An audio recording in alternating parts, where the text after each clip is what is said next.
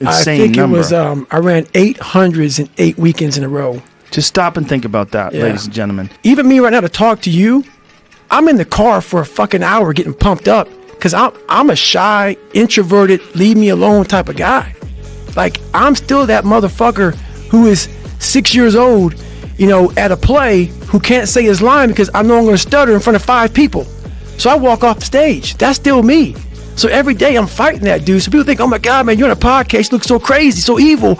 No, I'm trying to be locked into Joe. So my mind isn't veer off saying, let's run out the damn door because people are watching me on the fucking podcast. I want to open this damn door and get the hell out of here, man. So that's the real me. So I'm not sadistic, man. I'm focused on what I have to do to stay locked into the game of life. And that's why I tell people, man, I go there. I started getting around these real alpha males, these hard men. And I always put people way above me when I was growing up. Like, my God, they had to have a lot more than me to get to where they're at. And a lot of them did. But once you get around the best of the best of the best people, you can kind of start breaking them down and realizing, man, you're just as fucked up as me. Like we all have, but all you did was you hit it better. Your upbringing, your mom and dad, your society, the way you were raised, it hit it better than mine. You weren't the only black kid, or there was like 5 in a school. I can't hide. Going through buds, I was the only black kid. You can't hide. But I started realizing, just because I look different than you, a lot of you motherfuckers can't hide either. So it started giving me courage through watching people that we all have a story. We all have a jacked up life in one way or another. Some of us don't have the guts to talk about it though. And that's where I found the guts to talk about mine. And that's where I started learning that life is one big psychological warfare that you play on yourself. You play on yourself, man. The most important conversation I ever had is with myself. And the shit I was telling myself was so fucked up. It was so wrong. It was so misguided. And other people start to write that dialogue for you also. And it starts to be what you say to yourself every single day. And I started creating a whole nother warfare. A whole nother battle started becoming. I was like, oh, hang on a second, Goggins. You have these tools. You have these tools. Your life was basically the perfect grounds for training for where you need to go in your life. All the beatings, all the bullying, all the, you going through learning disabilities, all the struggles. It was the absolute perfect training ground for you to go to where you need to go. And that's how I started looking at my life versus woe is me, poopy pants, kick a rock down the street mentality. It was, God just hooked you right the fuck up. He hooked you right up, man, with the perfect place. You were training for the first 18, 19, 20, you were training for this stuff, man.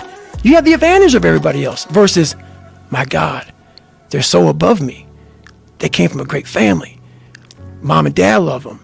They didn't have to learn, they didn't stutter, they didn't struggle. No, man, your struggle is what made you who you are now. So I started flipping this into a whole different, I started being a master of what I was scared of. I was scared of my mind. And I became literally a master of that mind. And that's what from now on, it sets me apart from most people. I started diving into that. And I got a different vantage point. And then from the sidewalk, I found a cliff. Then I found a mountain. I got way up high on top of my life and looked back down on it and said, okay, I got to figure this out, man. I'm not going anywhere. I'm starting to lie. So when you have a messed up foundation, I started lying about everything. I wanted people to like me. I wanted to be accepted in some society of life, some social society. And I was like, man, this isn't the right way. I'm messed up here. I'm messed up here. I'm messed up everywhere. And so I realized the worst thing that happened to me is I lost myself. I never had myself. I never found myself. I had no self-esteem. So I knew through working out and through learning, because it took a lot for me to learn also, I started finding self-esteem. Once I found that, that's when doors started opening up. I stopped caring about people, that what they thought, being judged. Wow, if I say this, if I started right now, are you gonna make fun of me? I stopped caring about that. And that's when my life started really changing for me, slowly but surely. Because a lot of people, when they think about working out, they think of it as being a physical thing. Right, no. I did it for mental. Yeah. People always say, my God, like, no, don't look at it like, I didn't care about losing weight. I didn't care about being the fastest person. I wasn't making the Olympics. I wasn't going to pros. I could barely read and write when I was in a junior in high school. I wasn't going anywhere. I saw working out as a way for me to build calluses on my mind. I had to callous over the victim's mentality. So I watched these movies. I talked about Rocky last time I was on here.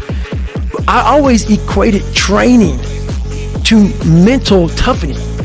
Like, it always looked brutal. People waking up early and doing all these things, and it looked horrible. I was like, wow, man, I gotta start doing that. Not to get better, bigger, and stronger, but that is what's gonna build me. That looks uncomfortable. That looks brutal. And getting up early, I don't wanna do that. So I made this long list of things I don't wanna do. And through that, I found myself. I started, I'm like, you guys aren't doing this shit in high school. You guys aren't getting up at 5 o'clock in the morning, running over here in this golf course. So I started seeing myself very differently than the average human being. I was like, hold on a second. I have something they don't have. And that's when I started to develop these things through working out. It was this never-ending work ethic. And through work ethic, I developed self-esteem. Now, is this something that you learned? Is this something you learned yourself from exercise yourself? Or is this something you had read or heard about? Like, what made you equate doing this and doing these difficult things physically to mental toughness, to being, this is the discipline that you need in order to get your life out of the situation you're in? So I never read anything. You know, I could barely read, you know, so right. I wasn't reading back then.